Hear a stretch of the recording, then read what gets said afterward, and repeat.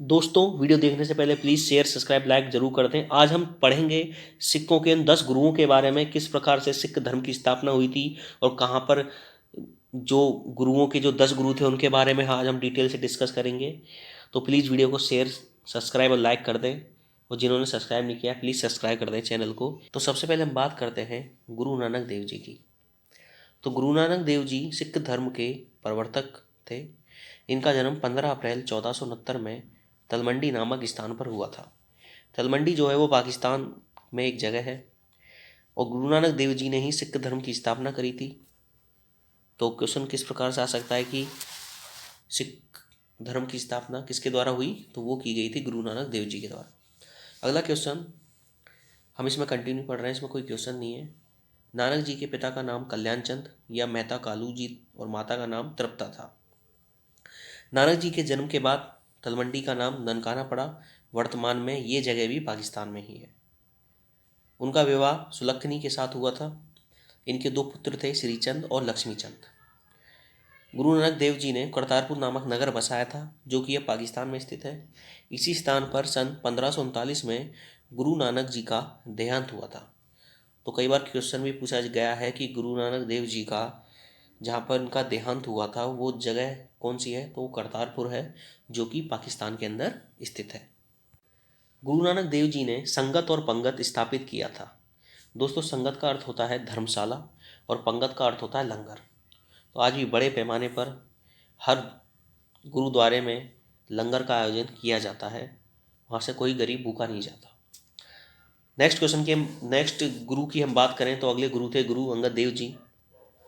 इनका जन्म हुआ था 31 मार्च 1504 को फिरोजपुर पंजाब के अंदर। ये गुरु अंगद देव जी सिखों के दूसरे गुरु थे। गुरु नानक देव ने अपने पुत्रों को छोड़कर उन्हें अपना उत्तराधिकारी बनाया था। जो गुरु अंगद देव जी थे उनके पिता का नाम फेरू जी था और माता का नाम रामो जी था। गुरु अंगद देव जी को लहिणा के नाम से भी जाना जाता था। क्वेश्चन क्या बन सकता है कि लहिणा के नाम से किसे जाना जाता था, तो जाना जाता था गुरु अंगद देव जी को। अंगद देव जी ने पंजाबी लिपि गुरुमुखी के जन्मदाता भी हैं। तो जैसे हिंदी भाषा की लिपि देवनागरी है, इसी प्रकार पंजाबी भाषा की लिपि है गुरुमुखी। तो इसकी स्थापना, इसके जन्मदाता वो हैं गुरु अंगद देव जी। गुरु अंगद देव जी का विवाह खीवी नामक महिला से हुआ था। इनकी 4 संतानें हुई, जिनमें 2 पुत्र और 2 पुत्री थी। वो 2 पुत्रों के नाम थे दासू व दातू, और 2 पुत्रियों के नाम थे अमरो व अनोखी। वे लगभग 7 साल तक गुरु अंगद देव के साथ रहे और फिर सिख पंथ की गद्दी गुरु अंगद देव जी ने संभाली। तो लगभग 1539 के आसपास गुरु अंगद देव जी ने सिख धर्म की गद्दी संभाली और 1552 तक वो गद्दी पर आसीन रहे। गुरु अंगद देव जी ने जात पात के भेद को हटाकर लंगर प्रथा स्थायी रूप से चलाई और पंजाबी भाषा का प्रचार शुरू किया। अगला क्वेश्चन किस प्रकार बन सकता है कि पंजाबी भाषा का प्रचार कैसे शुरू हुआ और किसके द्वारा शुरू हुआ, वो हुआ था गुरु अंगद देव जी के द्वारा। आगे हम बात करते हैं सिखों के तीसरे गुरुओं के बारे में। उनका नाम है गुरु अमरदास जी। गुरु अमरदास जी सिख धर्म के तीसरे गुरु हुए। इन्होंने 61 साल की उम्र में गुरु अंगद देव जी को अपना गुरु बनाया और लगातार 11 वर्षों तक उनकी सेवा करी।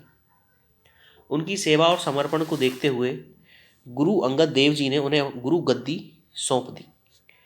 गुरु अमरदास जी ने सिख धर्म को धर्म की कुरीतियों से मुक्त किया। उन्होंने अंतर जातीय विवाह को बढ़ावा दिया और विधवाओं के पुनर्विवाह की अनुमति दी। तो क्वेश्चन अगला किस प्रकार से बन सकता है कि विधवाओं के पुनर्विवाह की अनुमति किस सिख गुरु के द्वारा दी गई, वो दी गई थी गुरु अमरदास जी के द्वारा। गुरु रामदास जी। तो गुरु रामदास जी सिखों के चौथे गुरु थे। ये सिखों के तीसरे गुरु अमरदास जी के दामाद थे। इनका जन्म लाहौर में हुआ था। तो गुरु रामदास जी थे वो गुरु अमरदास जी के दामाद थे। गुरु रामदास जी की सहनशीलता, नम्रता व आज्ञाकारिता के भाव देखकर गुरु अमरदास जी ने अपनी छोटी बेटी की शादी इनसे कर दी थी। गुरु रामदास जी ने 1577 ईस्वी में अमृत सरोवर नामक एक नगर की स्थापना करी, जो आगे चलकर अमृतसर के नाम से प्रसिद्ध हुआ। तो क्वेश्चन कई बार, ये तो वेरी इंपॉर्टेंट क्वेश्चन है कि अमृत सरोवर यानी कि अमृतसर नगर की स्थापना 1577 में किसके द्वारा की गई, तो वो की गई थी गुरु रामदास जी के द्वारा। रामदास जी बड़े साधु स्वभाव के व्यक्ति थे, इस कारण सम्राट अकबर भी उनका सम्मान करते थे। गुरु रामदास जी के कहने पर अकबर ने 1 साल पंजाब में लगान नहीं लिया था। उसके बाद हैं गुरु अर्जुन देव जी। गुरु अर्जुन देव सिखों के 5वें गुरु हुए। इनका जन्म 15 अप्रैल 1563 में हुआ था। वह सिख धर्म के चौथे गुरु गुरु अर्जुन देव देव जी के पुत्र थे। तो सिखों के जो चौथे गुरु थे उनके पुत्र थे गुरु अर्जुन देव। 1581 में इन्हें गद्दी पर बैठे। इन्होंने अमृत सरोवर का निर्माण कराकर उसमें हरमंदिर साहब यानी कि स्वर्ण मंदिर का निर्माण कराया। तो क्वेश्चन किस प्रकार से पूछ सकते हैं कि स्वर्ण मंदिर का निर्माण किसने कराया? तो गुरु अर्जुन देव जी ने। और अमृत नगर की किसने स्थापना करी थी? अमृतसर की वो करी थी गुरु रामदास जी ने। तो इस प्रकार से क्वेश्चन घुमा फिरा के पूछ सकते हैं, तो आप ध्यान रखिएगा। उसके बाद है जिसकी नींव रखी थी, मतलब जिस हरमिंदर साहब मंदिर का निर्माण कराया था उसकी नींव रखी गई थी सूफी संत मियां मीर के हाथों से। अगला, इन्होंने सिखों के धार्मिक ग्रंथ आदि ग्रंथ की रचना भी करी।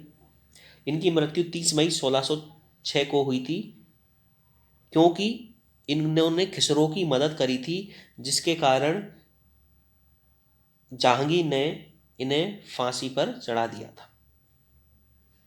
तो किस प्रकार से क्वेश्चन पूछ सकते हैं कि जहांगीर के द्वारा किस सिख गुरु को फांसी पर चढ़ाया गया था? वो चढ़ाया गया था गुरु अर्जुन देव जी को खुसरों की मदद करने के लिए। अगला है गुरु हरगोविंद सिंह जी।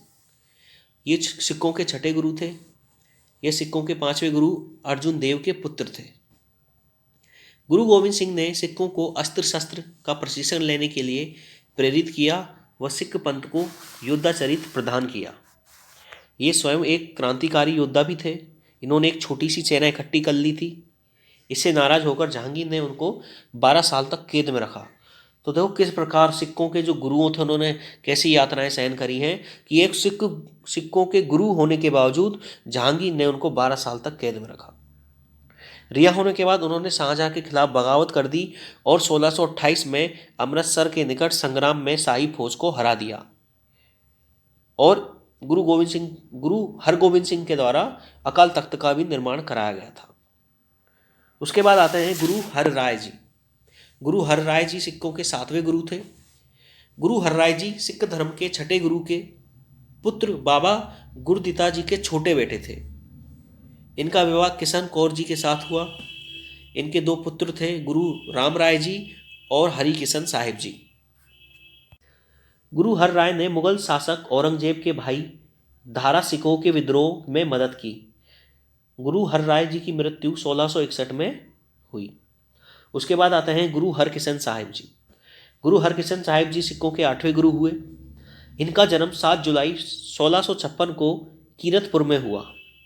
उन्हें बहुत छोटी उम्र में गद्दी प्राप्त हुई। इसका मुगल बादशाह औरंगजेब ने विरोध किया।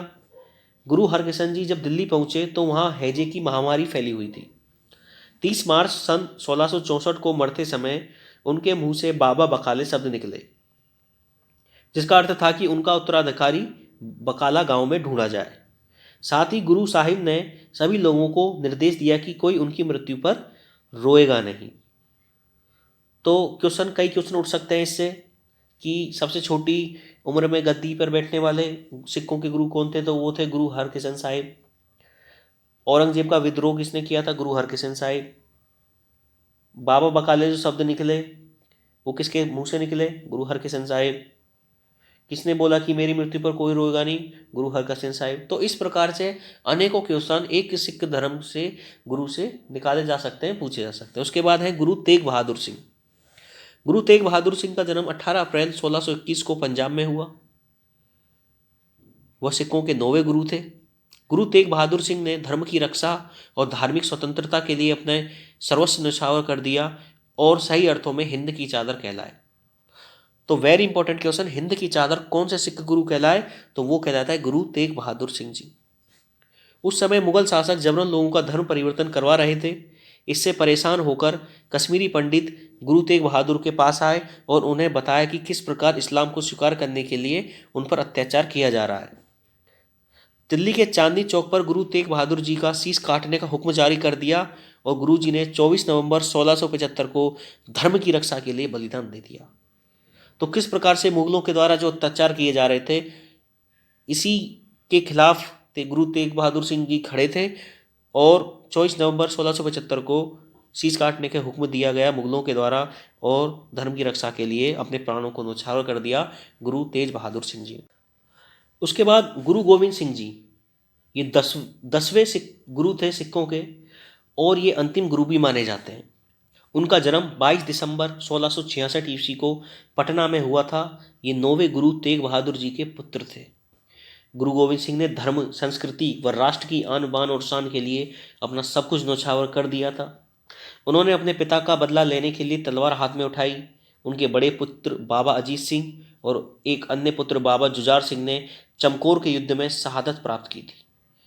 तो क्वेश्चन किस प्रकार उठ सकता है कि चमकौर के युद्ध में गुरु गोविंद सिंह जी के किन पुत्रों ने शहादत प्राप्त करी? तो वो थे पुत्र अजीत सिंह जी और पुत्र बाबा जुझार सिंह जी।